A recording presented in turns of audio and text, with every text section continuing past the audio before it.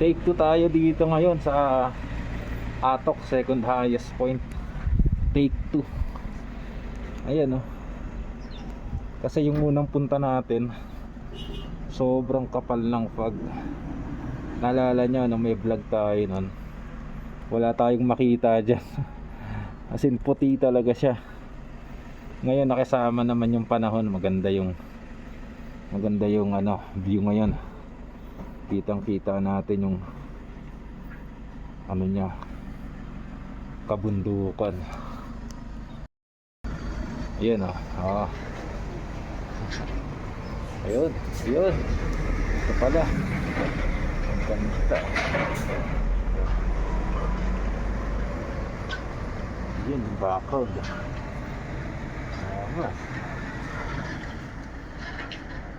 Ganda.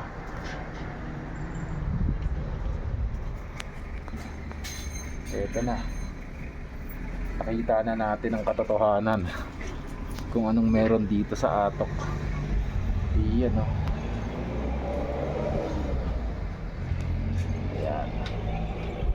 Ayan.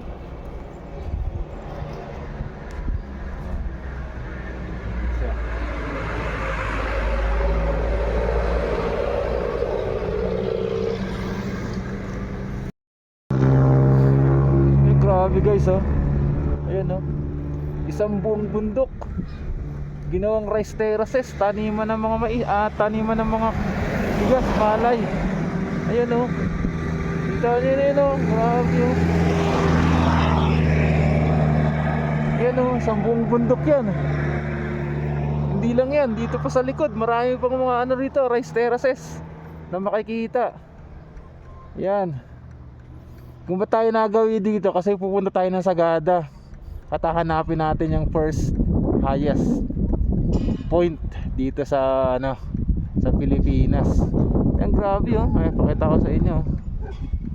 Ay, hindi ma-zoom eh. Ayan oh, isang buong bundok yan, ginawang rice terraces. Marami pa dito niyan, abangan nyo maya maya.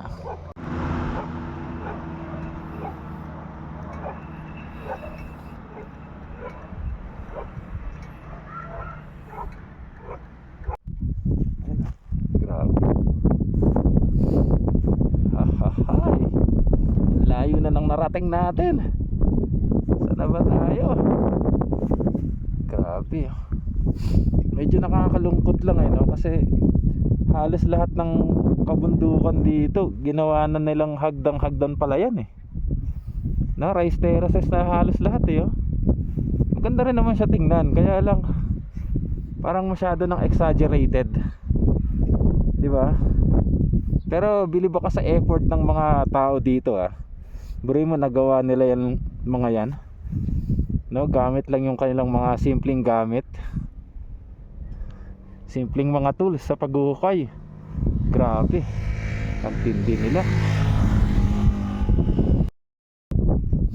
Grabe, tinakbo natin ngayon guys. Hindi biro to. Hindi biro ang ating ginagawa ngayon. Iyan Cordillera Mountain. Yan, ito tayo ngayon. Halos nililibot natin yung buong Cordillera. Ayun dun ang taas dun Mapupuntahan kaya natin yun? Ay, subukan natin kung saan tayo makarating nito. Buti na lang si Paloma handa rin, hindi rin tumitirik. Marunong din makisama yung panahon. Saka si Paloma. Alright guys, sarap dito. Grabe, makapigil hingang rito, view dito Grabe, ang ganda pakaangas naman ng lugar na to. Kung pwede lang puntahan talaga lahat napaka breathtaking napakaangas, panalo sarap. Yun mga dumarating dami mga dito, dami mga pwede pasyalan dito, nakakalula. Baka malaglag tayo. Ayun grabe ito na yung tinututungan natin grabe, napakaangas, ang ganda. Ayun Ang lupit ng ano, kalikasan na to. Yan ang maganda, yung bundok lang. Hindi lahat gagawin rice terraces. Ayan oh. Tingnan nyo, pakita ko sa inyo yung napakamasinsin ng mga ano, rice terraces. Ayan oh. Ang lupit oh. Oh. Oh, yan oh. Kala mo mga laruan lang ano. Totoo yan oh, ayan oh. Oh. Yung mga nakikita mo lang sa libro, sa magazine. Oh, ito pala yun oh. Kita nyo, ayan oh. May mga kabahayan pa rin oh. Oh. Grabe, ang ganda. Angas. Oh. Iyon, sarap dito. Lupit. Oh, zoom natin. Oh. Oh, di ba? Lupit. Angas, alright, alright. Sarap.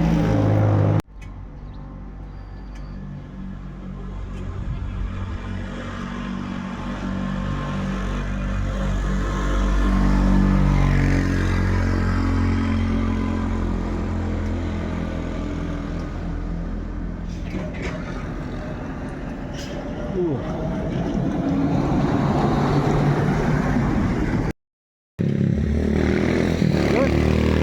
Nandito na tayo, ayun. Saan ba yan? Ayun oh. Mountain Province. Welcome. Alright. Sama natin si Paloma, ayan. Grabe yung biyahe natin, ayan. Ayan oh.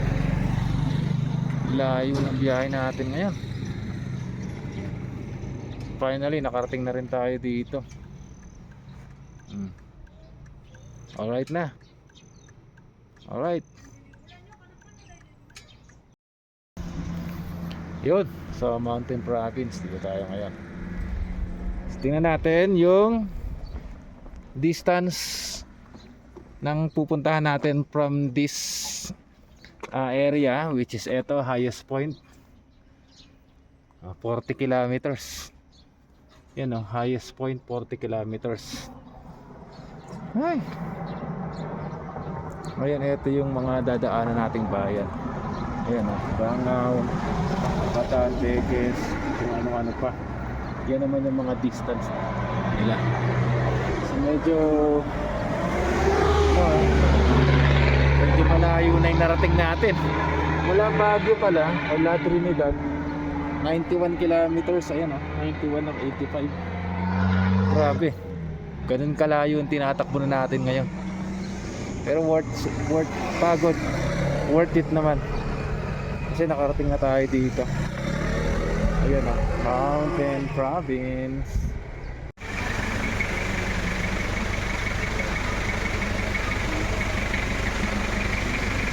Pwede na magpangkitaw. Malapit na sa Sagada to.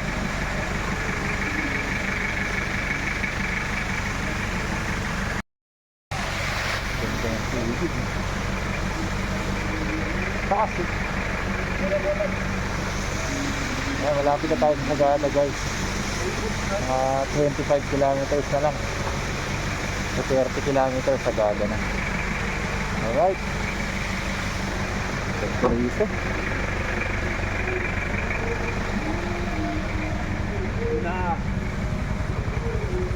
Dito pa sa kabila oh. Angas oh. Ayun. Lahat ng view dito perfect. Dito ganda. Ayun oh. Ganda ng ano. Panalo. Malayo lang. Ayun, diba ito? Ayun. Ilog oh. Ay ano, falls eh. Ayun oh, falls. Wow. Ang ganda ng falls. Ang linaw oh. Sarap dito. May kasama lang oh, pwede tayo maligo. Ayun oh. Ay kung may pahinga lang, pwede tayo maligo oh. Ganda rito. Ayun. Takas oh. Oh.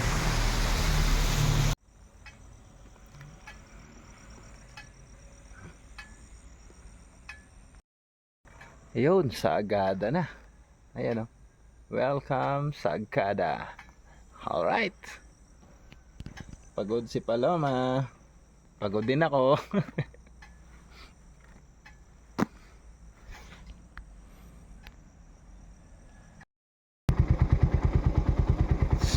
Yun. Ano oras? 6:30. Ayan o.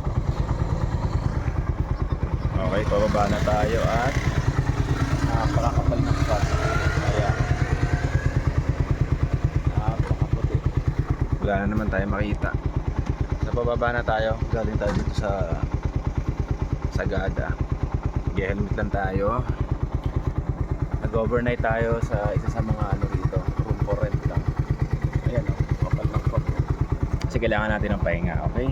Babay-bayin natin yung napaka-fog na kalsada na yan. Pababa. Okay? Nakikita ko kayo mamaya. Grabe. Ipugaw tayo guys. Ipugaw. Ayan. Grabe. Ang ganda. Grabe hingal ko. Napakataas ng napuntahan ko. Nasa Ipugaw tayo ngayon guys. Saktong Ipugaw.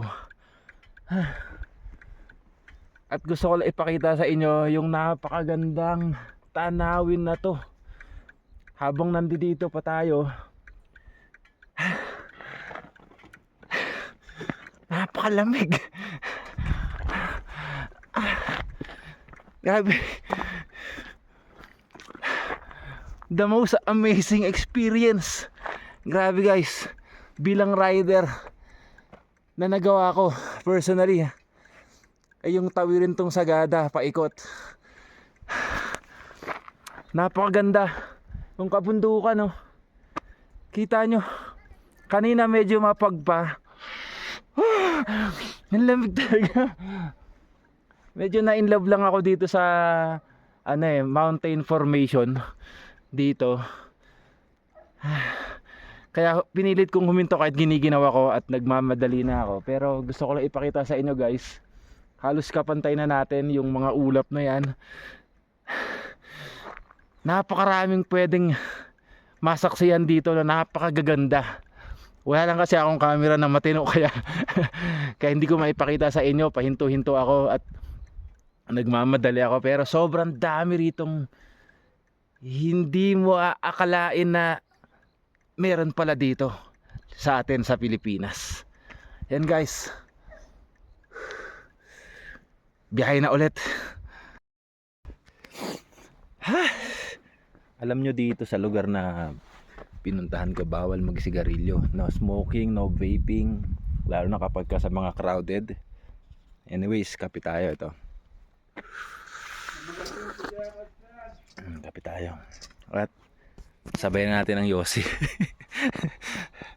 Dito tayo sa pinakaliblib. Isa sa mga liblib na lugar dito na napuntahan ko sa Ifugao. Banawin na to actually, sabi nila kuya. Ayan o. Doon sa pinagbilhan natin. Ang ganda ng lugar nila. Ayan o. Napaka-simple living lang nila o. Tapos pinapwesto tayo dito sa napakaganda nilang garden. Habang nag-yosi.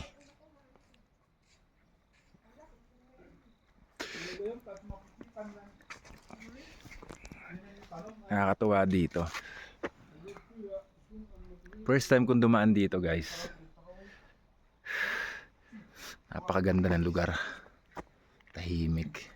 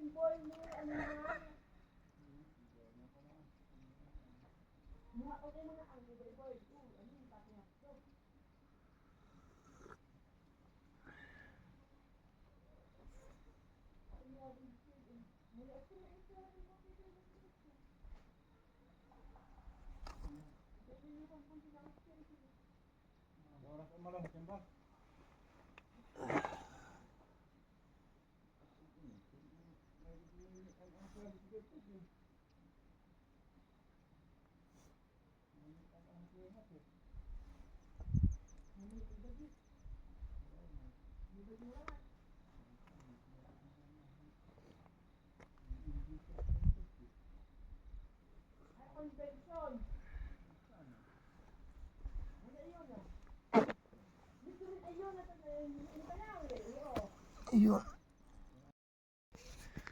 So yun nga guys, no, ang kwento natin ngayon ay ayun, nagpapahinga tayo dito ngayon sa Ifugao, sa Banawe. Yan, nagkape lang tayo. Yan, sa munting tindahan nila ate at nila kuya. Ayan, so pinayagan naman tayo dito magpahinga kahit papaano. Ang kwento natin ngayon guys ay galing tayo ng San Jose del Monte, Bulacan. At umalis tayo doon ng siguro around 2 AM, alas 2 ng madaling araw. Ayan, so pinilit ko talagang gumising kasi ito lang yung panahon na pwede talaga akong gumala bilang rider. Sinikap kong gumising ng alas 2 at bumiyahe mag-isa. Mag-isa lang ako guys, no? Tapos binaybay natin syempre ang kahabaan ng Pampanga, Pangasinan, La Union. Sunod nag Quezon Road tayo, Baguio, La Trinidad. Yan, punta tayo ulit ng Atok. Nakita uli natin yung Atok na walang fog. So nakita natin kung gaano kataas yung second highest point na yon. Kasi nung unang punta natin dun sa highest point na yun sa Atok, mafog. Medyo disappointing yon kasi hindi natin nakita yung ganda ng kalikasan, ng kabundukan. So dumaan uli ako doon, and then dumiretso na ako ng Sagada. Kumaliwa na ako ng Sagada paakyat. Then natulog ako doon, nagrent ako ng isang kwarto doon. Dumating ako doon mga bandang ano yata alas 3 na. 13 hours kong biniyahe, no? Mula San Jose del Monte hanggang Sagada. 13 hours yon, kasama yung pahinga, kain, gasolina, yung konting picture, video. Then natulog tayo. Yan, ang haba ng tulog ko. 500 yung bayad natin dun sa room na yon. Sa may Pilgrims yata, Pilgrims. Then yon, umalis ako sa Pilgrims. Sobrang kapal ng fog. Hindi ko na nga na-video halos lahat kasi wala tayong action camera, cellphone lang yung dala natin. And then bumalik na tayo, bumaba na uli tayo. Hanap tayo ng gasolinahan saka ng mapagkakapihan. At dito lang tayo nakapagkape kasi puro sarado pa eh. Sarado pa yung yung mga tindahan doon. Sa gasolinahan meron namang mga bukas. Then dumiretso na ako dito sa Ifugao, sa Banawe nga. At napakataas talaga nung nasaksihan kong lugar na to. Napakalamig talaga, sobrang enjoy. Kahit mag-isa ka lang, mag-e-enjoy ka. Siyempre kapag mas marami, mas mag-e-enjoy kayo kasi may kakwentuhan. Sa part ko naman, mahilig talaga ako mag solo ride. Alam naman ng lahat yan, ng mga kapamilya natin, subscriber. Then babaybayin na natin tong Banawe na to. Tatagos tayo ng Nueva Ecija sa Llanera ba yun? Basta sa Nueva Ecija, Pacotabat, Cabanatuan. And then diretso na tayo ng Pabulacan ulit. Ang lamig. Grabe experience na to. Sa lahat ng rides na napuntahan ko, ito yung pinaka na-enjoy ko talaga. Again, kahit solo lang ako, maganda yung kinahinat na ng rides natin. Maraming salamat sa asawa ko nga pala, nagpahiram ng cellphone, no? Kasi wala tayong action camera ngayon. Malamang galit na yun. Kasi ang tagal kong umuwi. And then estimate ko mga 13 to 14 hours naman yung biyahe mula rito papunta ng San Jose del Monte, Bulacan. Yun, sana kasama natin yung grupo sa susunod, no?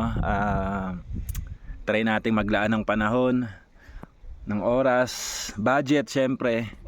At saka i-ready natin yung mga sarili natin, saka yung mga motor natin pag pupunta tayo dito. Okay, ang ganda ng panahon actually. Sobrang ganda ng panahon. Walang ulan. Hamog meron, ambon. So hindi naman bumabagyo. Ang ganda yung panahon, mainit. Maaraw pero hindi siya mainit sa katawan kasi nga malamig dito sa Banawe. Whew. Achievement unlock na naman, panibagong achievement unlock. At saka napakarami ko nadaanan kanina ng mga terraces, no? Yung mga rice terraces, halos buong bundok sinakop na nila. Pero dito sa part na to, konti na lang yung mga terraces na makikita natin. Puro makakapal na kapunuan na lang ng kabundukan ang makikita natin dito. So ngayon ang oras ay 8 ng umaga. 8:30 ng umaga pala. Ayan. So magtutuloy-tuloy na ulit tayo. Ang kagandahan kasi sa biyahe natin na to ngayon ay wala gaanong mga kasabay na van, mga Tamaraw FX, mga kapwa motorista, konti lang din. Maganda yung oras na napili natin. Pagising natin kanina ng alas 6, rumekta na agad tayo ng biyahe para wala tayo ganong makasabay kasi siksikan talaga sa kalsada. Two-way lang kasi ang daan dito kaya kailangan hintayin mo yung nasa unahan bago ka kumuha ng pagkakataon na ma-overtake ka nyon para bumakbak at humata ulit. Ayan, so napaka-safe naman na naging biyahe natin. Maraming salamat sa Panginoon at tayo naman ay biniyayaan ng lakas, sapat na tulog, kain, ano pa ba, resistensya, enerhiya at kung ano-ano pa. At tayo ay nakarating dito sa pinaplano natin. Alright, so bakbak na ulit. Share ko na lang ulit sa inyo yung mga dadaanan ko mamaya. Bye bye. Update ko kayo later. Diyan tayo galing. Dito tayo tatawid. Yan, paikot pa. Marami pa tayong bundok na tatawirin. Ayan si Paloma, oh. Grabe, oh. Bumakbak si Paloma. Yan. Kay Kuya saka kay Ate, shoutout kay Kuya saka kay Ate. Hello, pangalan niyo Kuya? Victor. Si Kuya Victor saka si Ate Virgin. Ayan. Dito tayo sa munting tindahan nila Ate nagkakape. Ayan, Kuya. Ayun, syempre oh, kung magawi kayo dito guys sa Banawe po, no? Sa Ifugao, Banawe. Ayun, punta kayo dito. Yun, Han's Store and Coffee Shop. Sa mga mahilig magkape, saka kailangan talaga magkape kayo rito kasi napakalamig talaga dito sa lugar nila. Sa inyo yan Kuya, taas? Ang ganda ng lugar nila dito. Yan.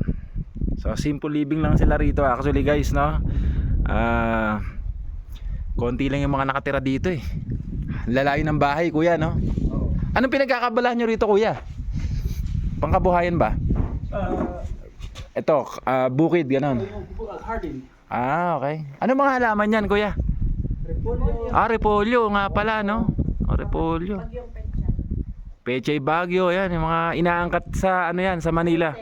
Sayote. Yan yung mga pananim na pinagkakabalahan ng mga residente dito sa Banawe. At napakaganda ng lugar na to. Sobrang ganda. Ay, nakakapagod lang pero worth it, pagod tayo. Ayan. Ayan, maraming salamat ulit kila Ate ulit. Ayan, thank you, thank you. Ayan, ayan yung ano natin, motor natin, pagod na rin yan, hindi nagreklamo eh. Ayun, so andito tayo ngayon sa welcome ng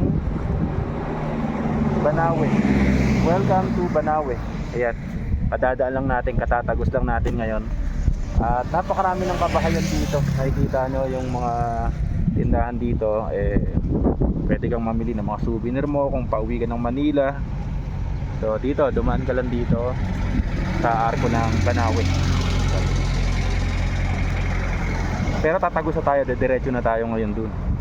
Ayan o, dediretso tayo ngayon. Ayun, so Nueva Ecija na tayo. Nakakapagod lang natin Nueva Ecija. Nueva Ecija. So tuloy-tuloy na tayo punta sa Llanera or sa San Jose, sa Llanera. Okay, tuloy na to. Tuloy muna, bye-bye. So ito yung half tunnel papunta sa Atok. Yan, pag nadaanan nyo to, ibig sabihin malapit na kayo sa Atok. Mga nasa 5 kilometers na lang siguro ang layo. Ayan, so dito nagkape uli tayo tulad ng dati. Ayun si Paloma, oh. Ayun, oh. Pagod na pagod yan. Parang yung rider. Pagod na pagod. Yan, last time nagpunta tayo dito, mapag. Sobrang kapal ng fog. Hindi natin makita tong half tunnel na to, saka yung kabundukan dun sa kabilang panig, kabilang banda. Ayan oh. Daming mga pine tree. Ayan yung half tunnel.